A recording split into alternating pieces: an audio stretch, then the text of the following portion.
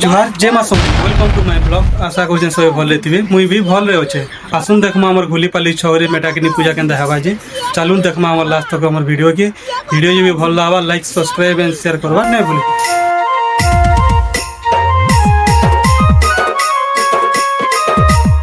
पहुँचेलु friend देखुन मेटाकानी मंदिर के अन्नकूट भी स्टार्ट हो गलानु। लास्ट तक देखुन हमर वीडियो के।